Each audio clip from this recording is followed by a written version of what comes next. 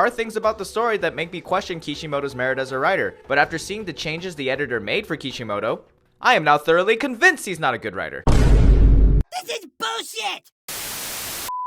So of course there's been a worldwide boom in anime, fully entered into pop culture. We see so many celebrities of different sorts cosplaying it. I think of course people like RDC World and things of that nature had a hand in pushing anime to the main front. Now me, I'm a real nigga. I always liked anime. Motherfucker couldn't tell me what to like, what not to like, what's lame, what's not. Literally one of my favorite games is Smite, and people couldn't tell me not to play Smite. I didn't give a fuck what you had to say, but that's neither here or there. My main point is that what comes with a lot of popularity is usually a lot of hate, and there's one series in particular that just has received a massive amount of hate out of nowhere lately, and I just completely don't understand it, and that's fucking Naruto. Literally one of the best anime of all time. Lately I feel like I've been trapped into an endless maze of bad takes. I'm running around in confusion trying to figure out where are all of them coming from.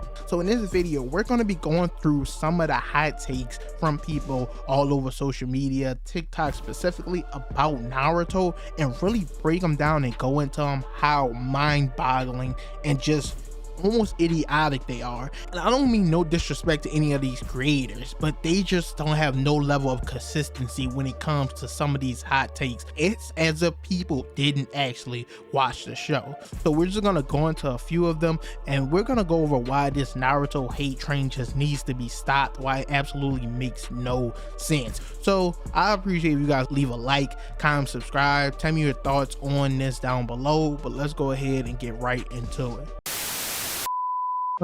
Unfortunately, we gotta start with the take we heard at the beginning of the video, so let's go ahead and play it again. Seeing the changes the editor made for Kishimoto, I am now thoroughly convinced he's not a good writer. What did he say? Yeah, really, what did he say? Let's play it one more time for the people in the back who didn't hear him. I am now thoroughly convinced he's not a good writer. Y'all hear this instrumental I got playing in the background? BBL Drizzy, right, because this take is so fucking ass.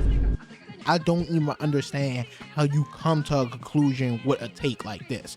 Let's go into his main point of why Kishimoto is quote unquote a bad writer. Like, some of the points that the editor made are absolutely crazy, but this has to be the biggest one.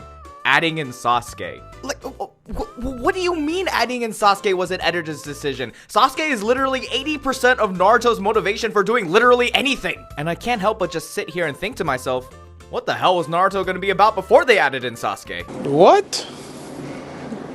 Bro, what are you talking about, man? So his main point is that the editor decided to tell Kishimoto to add a rival into the story, but he's being purposely disingenuous about two specific things.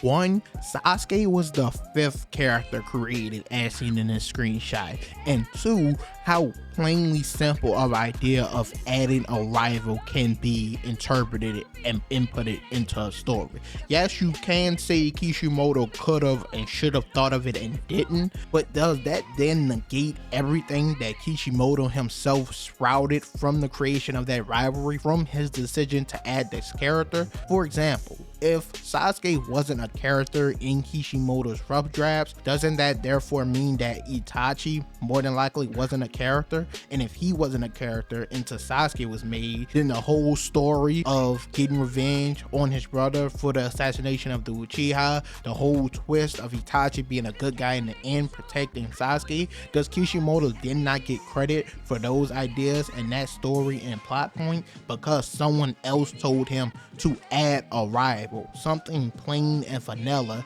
that he turned into this magnificent story and arc that we got to see from Naruto and throughout Naruto Shippuden? Does he then lose credit for everything he sprouted from just the idea of create a rival? Do you see how idiotic of a take this is? If I give you a basketball when you're 7 years old and then 10 years later you're the biggest prospect in high school, you're going to Duke, have a good chance to go to the NBA, do I get credit for that? Should I get some of your millions because I handed you a basketball when you were a kid? No, it doesn't work like that. You still put the time on your handles, 3-point shot, mid-range. You still get credit therefore after, no matter if I handed you the basketball basketball or not. Kishimoto still had the foresight to create one of the best plot twists in anime history. And to be absolutely fair and real, I do think a lot of editors and artists do get shafted and don't get a lot of credit when it comes to manga and anime in general. But in this specific case, I think it speaks to how good of a writer Kishimoto is. If Sasuke is really 80% of Naruto's motivation, once again, taking a simple concept and making it so useful, that speaks to how insane of a mangaka he really is. You cannot therefore give someone else credit for how far a story went because they were there at the beginning. This next take just gives me a headache just even listening to it. I don't know, like, bro, what is with these takes? Naruto's the worst of the big three. Whoa. Big facts, big facts. Now, on the surface level, when you hear that, Naruto the worst of the big three, that's an opinion. I don't agree with it, but if you give valid reasons and critiques, I understand. So let's hear your reasons and critiques. So One Piece is goated forever. It's sold more copies than Batman. That ain't it, y'all. Listen, man. Okay, One Piece is just goated. Can't people say that about Naruto? Is Naruto not goated? They both not a part of the big three and two of the biggest anime ever.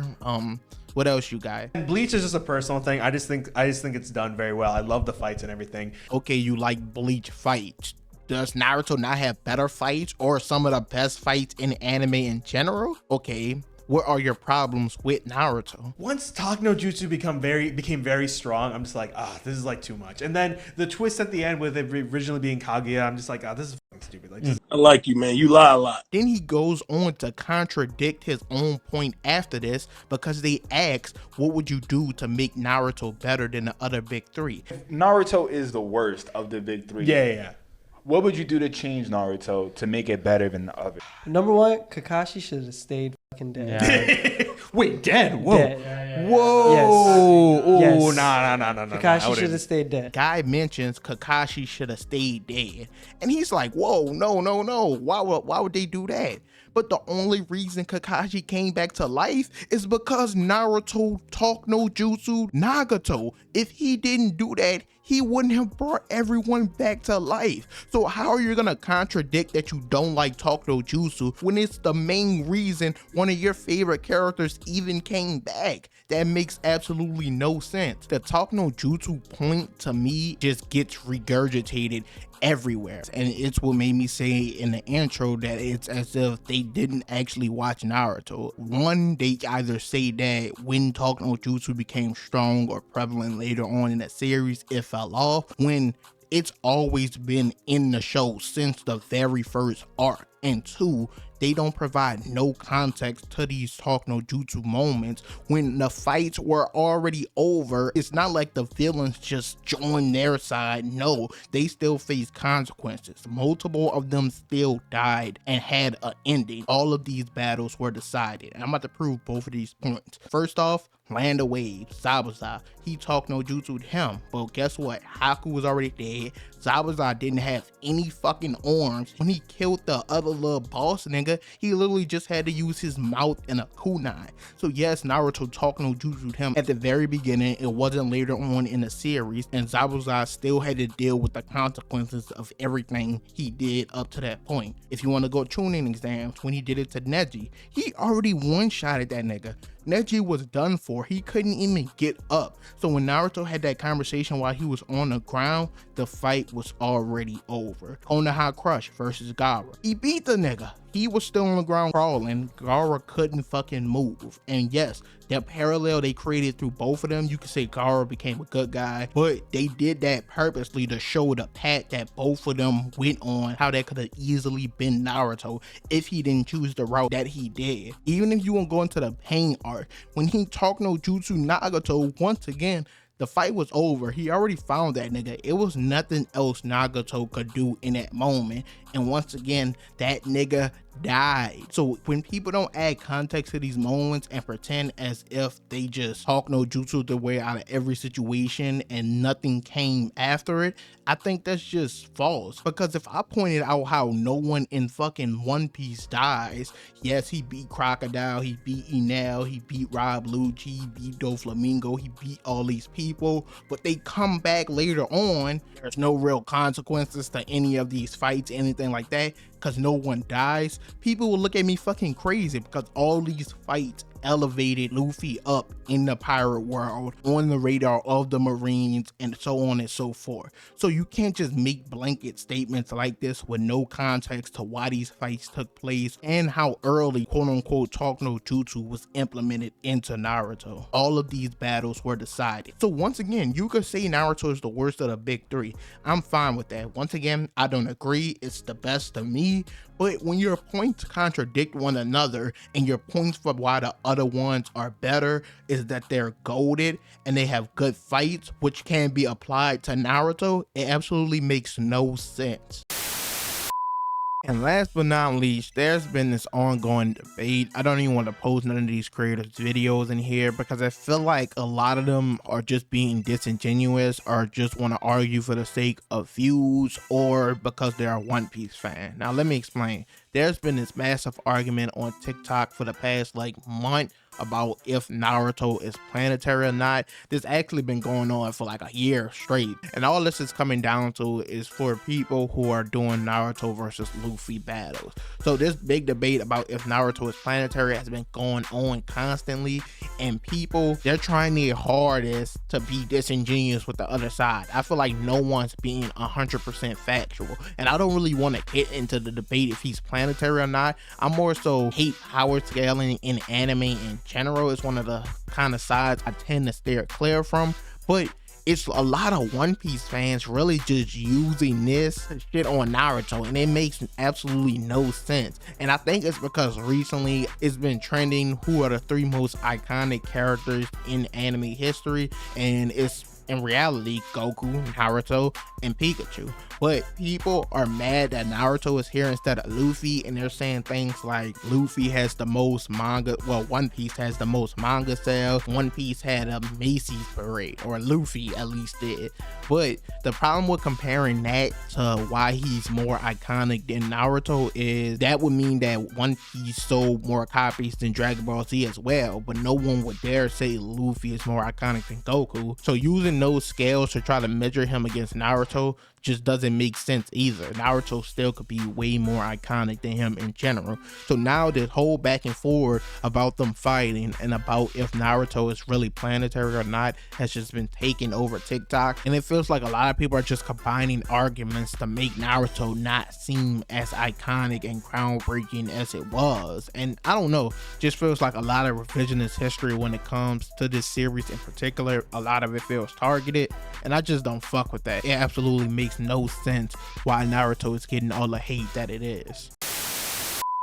Overall, that's it for this video. You guys could tell me your thoughts and opinions down below. It's just weird, the whole thing about Naruto and the hate it's been getting over the last, I wouldn't say 2 to 3 years, honestly, has just been crazy to see. And I don't even understand it because I'm currently rewatching Naruto right now and I'm enjoying it, I'm loving it. And a lot of people could say that's nostalgia and bias, but I genuinely don't think it's that. I think it's a fucking amazing series. Obviously every series has its flaws, but the amount of hate as time goes on is just getting out of control, and something needed to be said. Not that this video will probably necessarily change anything, but damn, some shit people are saying and getting away with is just crazy at this point. I'm gonna go back to doing some more of my funny comedy style videos for anime. I just had to get this out there. I would appreciate it though if you guys leave a like, comment, subscribe, and I'm out.